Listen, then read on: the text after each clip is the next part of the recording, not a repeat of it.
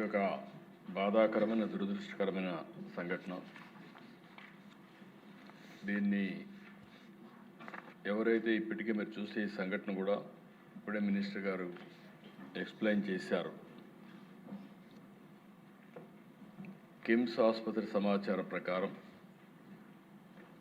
వాంతులు, కడుపు నొప్పి, మూత్రం నిలిచిపోవడం, డయాలసిస్ సమస్యతో పేషెంట్లు వచ్చారు.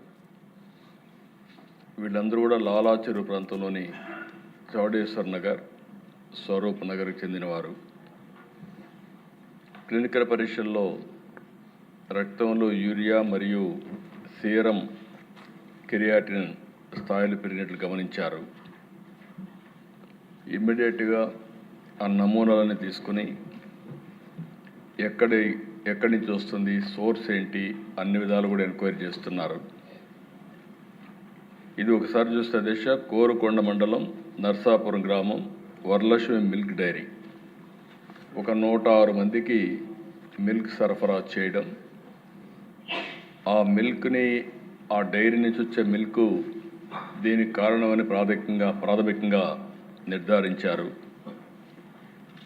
దీనివల్ల దేశ ఇప్పటికే 4 చనిపోయారు, 8 మంది హాస్పిటల్లో ఉన్నారు, ఇంకా 2 వెంటిలేటర్ పైన ఉన్నారు. ఇవన్నీ కూడా ఎప్పటికప్పుడు మానిటర్ చేస్తూ వీళ్ళు కూడా చనిపోయిన వాళ్ళని చూస్తే 3 అయితే 70 years అబవ్ ఉన్నారు. కృష్ణవేణి 74, రాధాకృష్ణమూర్తి 76, శేషగిరిరావు 72, రమణి మాత్రం 58, 2 మహిళలు 2 పురుషులు ఉన్నారు. అయితే దిశ ఇవన్నీ చూసిన తర్వాత మొత్తం నమూనాలను కూడా తీసుకొని డిఫరెంట్ ల్యాబ్స్కి టెస్టింగ్ పంపించారు. ఎవరైతే దీనికి ప్రధాన కారణమైనటువంటి వ్యక్తి పోలీస్ డిపార్ట్మెంట్ కస్టడీలో కూడా తీసుకున్నారు. ఇన్వెస్టిగేషన్ ముమ్మరంగా జరుగుతూ ఉంది. ఈ నమూనాలు కూడా state food laboratory Hyderabad, state food laboratory Visakhapatnam, Vimta labs హైదరాబాద్కి నమూనాలు పంపించారు.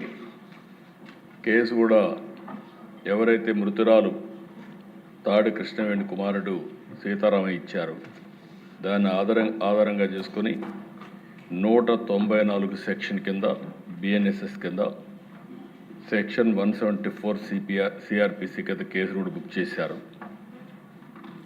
ఇతను ఎవరైతే డైరీ మెయింటైన్ చేస్తున్నాడో అద్దాల గణేశ్వరరావు, అతన్ని పోలీసులు తీసుకుని మొత్తం కూడా ఇన్వెస్టిగేషన్ చేస్తున్నారు.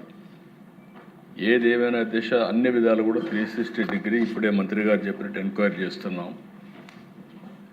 నేను ఒకటే విజ్ఞప్తి చేస్తున్నా, ప్రతి ఒక్కరికి ఉదాసీనత ఏమాత్రం పనికిరాదు.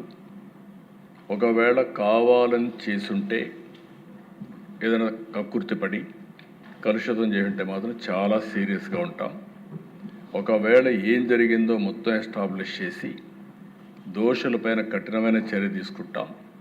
మళ్ళా ఒకసారి విజ్ఞప్తి చేస్తున్న, రాష్ట్రంలో ఉండే ప్రతి ఒక్కరు కూడా కల్తీ చేయడం కానీ, అడల్ట్రేషన్ రావడం కానీ, ప్రజలకు ఇబ్బంది కలిగే విధంగా ఎవ్వరు ప్రవర్తించినా ఈ ప్రభుత్వం ఉదాసీనంగా ఉండదు, చాలా కఠినంగా ఉంటాం.